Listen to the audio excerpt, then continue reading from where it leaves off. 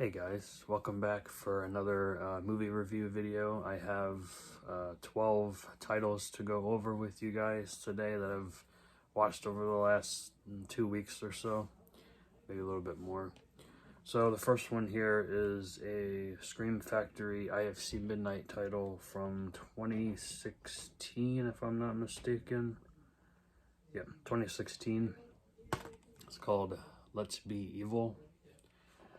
Basically, this is about a girl that has a sick mom. She's desperate for money, so she gets this job, this surveying job, to supervise children at a learning center for gifted students.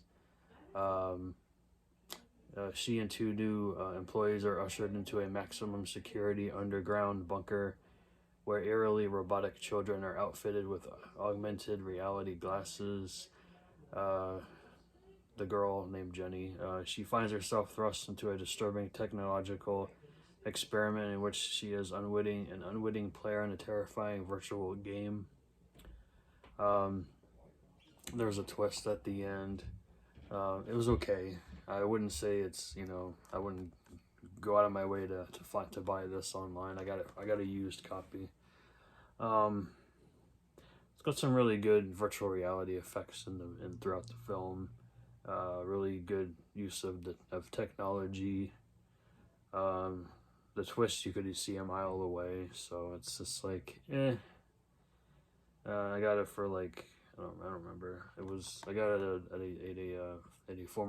a rental / video store that I frequent up in Maryland. But as you can see, this is a copy of the actual art. It's not a real copy, and of course it's a former rental, and it only had the Blu-ray inside and have the DVD. But it's a good one-time watch, and then go about your day. The second movie I watched that day was a really good one. Finally got around to watching Highway to Hell from 1991, 94 minutes, directed by 8 De Jong. He is the director of Drop Dead Fred. You can tell throughout the film too. This is not a kids movie though. This is a real horror film. This one stars Chad Lowe and Christy Swanson. They're the two main stars in the film. They're a young couple. They are getting married in Vegas for a secret, eloping into Vegas for a secret wedding. Staying in the way is, of course, Satan. Satan's always staying in the way, right? He's taken a liking to Rachel and has sent his hell cop to bring her down to hell where she can satisfy his devilish lust. The hell cop is played by C.J. Graham from Friday the 13th, Part 6. He does not speak in this film, though. He is silent. You can tell he's silent when he's Jason, too. When Charlie follows, he's thrust into an unexpected world of living satanic bikers, cannibalistic blondes, and a coffee shop where the only thing living is the food. This stars Patrick Bergen, Richard Farnsworth, Pamela Gidley, Kevin Peter Hall, the Predator. And then you get little cameos in here from Jerry Stiller, his wife, Anne Maria. Ben Stiller's in here too. His daughter Amy Stiller is in here. So you get the whole Stiller family. Lita Ford's in here. Gilbert Gottfried plays Hitler. That was an interesting little cameo. So yeah, this is a fun watch. I definitely recommend it. There's actually reverse artwork too. This is a Kino release. That's the original cover art inside. I think I like this one better. I got this used at our local bookstore for like $10, but I think it's still in print, so you can find it relatively easy on Amazon, I believe. So there you go. Highway to Hell. Got a couple shot-on-video horrors in here too. I know not everyone's favorite genre. We have a film from Ron Bonk from 1993, and that is City of the Vampires. Shot on video. You can tell it's shot on video. It's really grainy. It's not quite VHS to DVD. The quality is a little bit better than that, but I didn't actually finish this film. I fell asleep toward the end. Got a little too comfy in my bed. So from what I saw, I enjoyed the storyline. You know, the acting's not great. I think the guy that plays, I guess the main vampire is Ron Bonk's brother, I think. I'm not 100% though. It's not Noel Bonk. But anyway, this is about a guy named Sam Helling. Nice name. Finds himself lost in the city of Braddock. There he faced a terror so unspeakable that he left his own girlfriend, Christine, behind, trapped within its clutches. Month later, he's on the edge and very suicidal. You can tell that throughout the beginning of the film. It took just one night and one bad decision to destroy his entire life. Now, with nothing to lose, he is going back. His plan: retrace the steps and search for clues to Christine's fate. Along the way, he will learn who is friend and who is foe and receive help from an unlikely source. He will be chased through the streets, the residents unwilling to help, and fall within the vampire's deadly lair itself. As far as like the cinematography goes here, it's pretty cool. There's like a video store there, and it's got some old posters in the windows from films that were released during 1993. So I like that aspect for this film. Other than that, it was okay in my opinion. But City of Vampires is put up by SRS Cinema. Okay, this one was very, very fun, interesting. This is the Arrow release of Dave Made a Maze. This is a comedy. I don't remember where exactly this was filmed. Everything was filmed in the U.S. This is 81 minutes from 2017.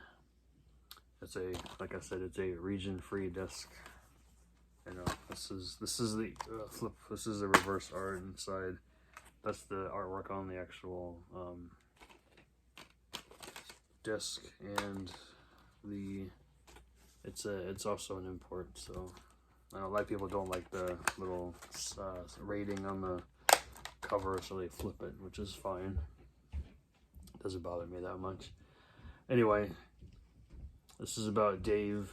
He builds a cardboard maze inside his apartment, and he gets stuck in it, and his girlfriend and his friends are trying to get him out, but it's not that simple, because once you're in there, you do get stuck, and it's like a whole little world inside there. So it's very weird, very strange, but it's fun. It's a fun little comedy with a little bit of horror elements throughout there, but it's like a fantasy mystery comedy horror, one of those like mixed genre films, but definitely a fun one. This one has not aged well, I'm sorry. I watched this as a kid. Now I watch it now and I'm like, okay. A lot of cringe moments in this film. This is from 1984, and that is Clifford, with Martin Short, Charles Grodin, and Mary Steenburgen. Directed by Paul Flaherty, as I say his name. Like I said, this movie's I thought this movie was hilarious back when I was a child, but now I think it's just annoying. I was debating on the reason why I rewatched this now is because I was debating on getting the Blu-ray, but I don't think I will be now. Get ready for mischief, mayhem, and madness with this outrageous comedy starring the truly hysterical Martin Short, Charles Grodin, and Mary Steenburgen.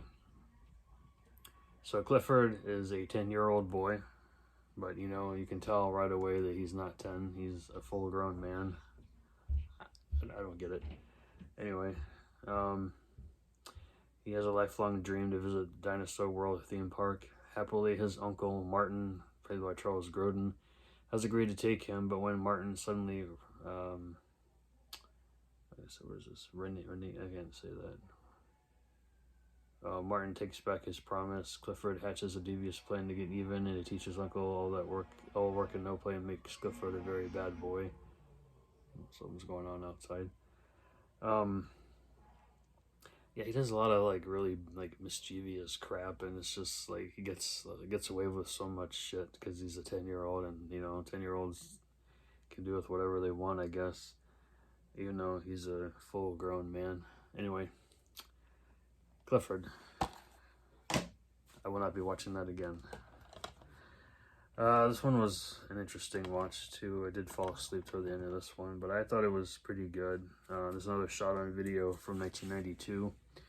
That is Evil Night, directed by Todd Jason Cook, and I don't really know that. There's 3 people's names on the front. I think they're actors. I don't really know anyone in this film, but Jimmy is a typical college student. He's smart, makes straight A's. He studies all the time, and he's a crazy killer. That is after the most popular guy in school and his rich, snobbish friends pick on him and carry a prank too far, leaving Jimmy unconscious on a doorstep. Being a scientific genius, Jimmy creates incredible telekinetic mind power potions, which give him a very deadly weapon for revenge. Jimmy will be the last one playing jokes now, as he slashes and gashes each of his tormentors in ways never before depicted on film. Yeah, I don't know about that, really. But I had fun with this. It was, typical low-budget, shot-on-video slasher from, like, the, late 80s, early 90s. It was alright. If you guys want to check it out, I would. I picked this up on, where did I get this? I got this off of deep discount in like their 70% off bin. So I think I got it for like $3 or something.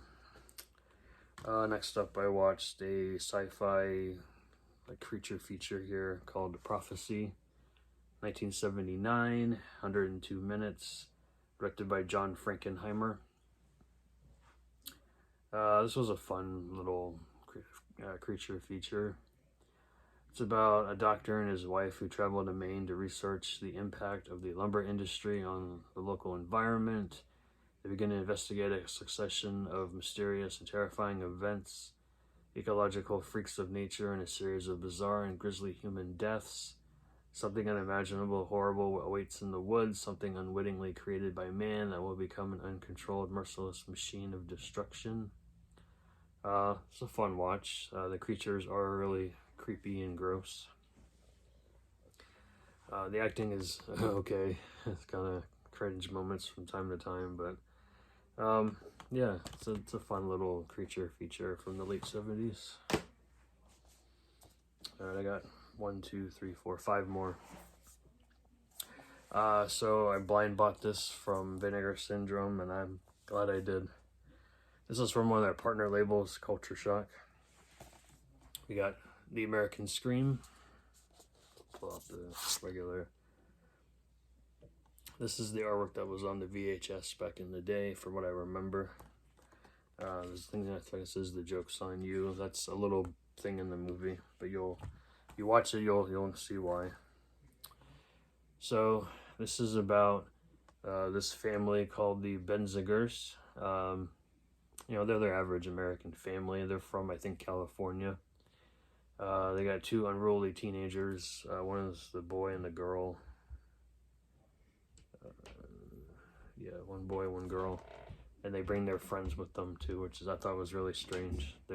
They take the guy's friend and then one of her, I forget which sister it was, but it's her friend. So they all go on vacation up in the mountains where it's snowing. Christmas vacation, but the word Christmas is not even used in the movie, which is very weird. So anyway, they go up to this mountain resort. The residents of Wilson Creek, they are very old-fashioned, backwards thinking. They're not hillbillies, but they're just really weird. Um, so basically, the resort is this is a place to bring your kids, and it's just, you know, I can't really describe it to you, but it's just really weird.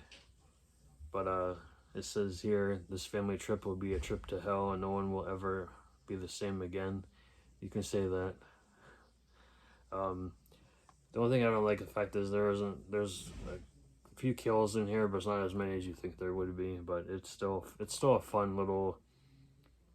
It's not really a slasher per se. It's kind of just like a, you know, evil town that, you know, tries to suck in people and never want them to leave.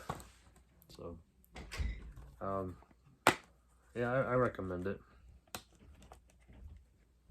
Here's one of the original artworks of the poster, and then the joke's on you is like this clown here. They're like going into town, and the clown's out there telling people, "Don't go in there, or you'll, you know, face consequences."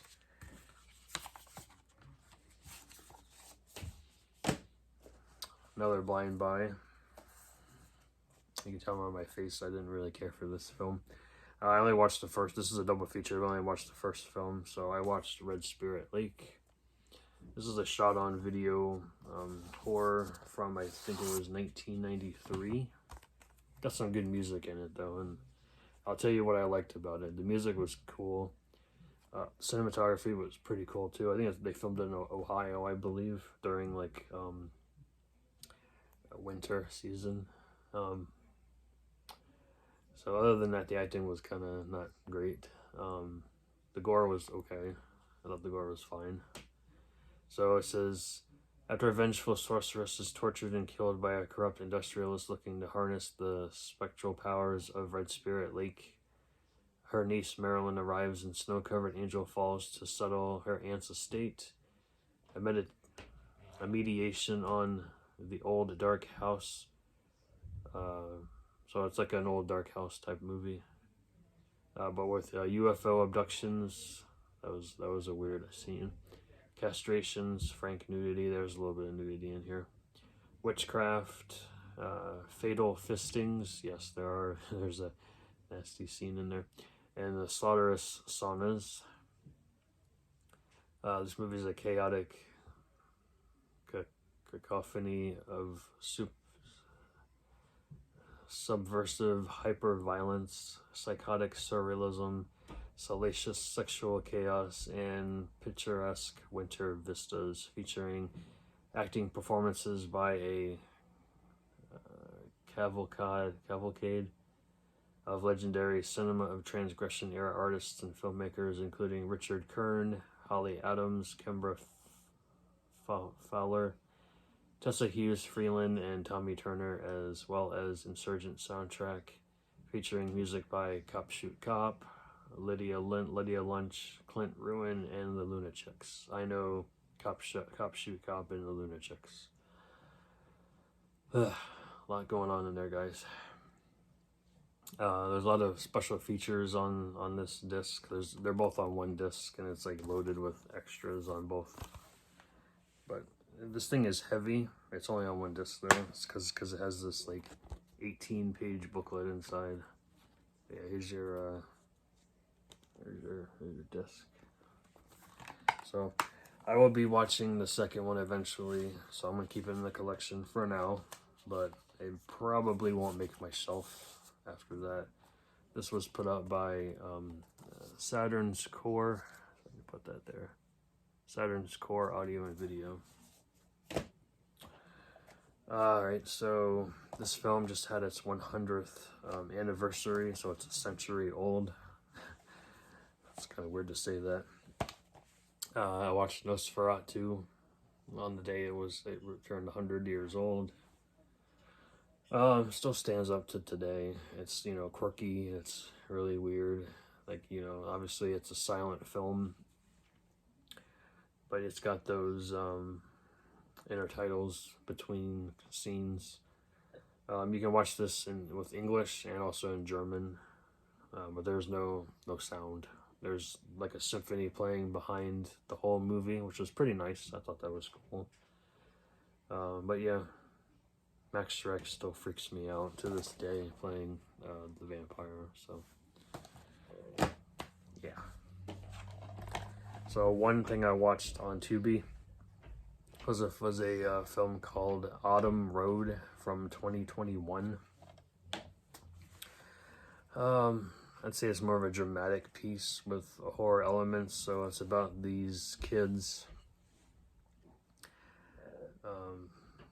They go to this, I guess they're trick-or-treating, and one of them ends up dying, and the two boys decide, instead of telling the cops that she died, they cover up the whole thing, and no one knows where the girl went, so they think she's just disappeared. So her sister comes back looking for her, and chaos ensues, and the two boys are not, yeah, I don't want to give it too much away, but yeah, it was okay. I thought the acting was good. The haunt was pretty cool, but it's on Tubi if you want to watch it. And then the last one here I have for you is Stoker Hills. This movie is actually from 2020, but it just got a DVD release in 2022. This is directed by Benjamin Lewis. So the reason why I picked this up is because that cover was pretty cool. And you got Tony Todd there. So Tony Todd's only in this for maybe 5-10 minutes most. He plays the college professor. He's not actually, you know, going around killing people or anything, but I mean, I still enjoyed the film regardless. I would have picked it up if he wasn't in here anyways, because I like that cover art. So this is about a town called Stoker Hills. These college students, they have a film class. Tony Todd's their teacher. So they're setting up to do a horror movie for a class project or something. So they go about their business, and then they get kidnapped by a serial killer.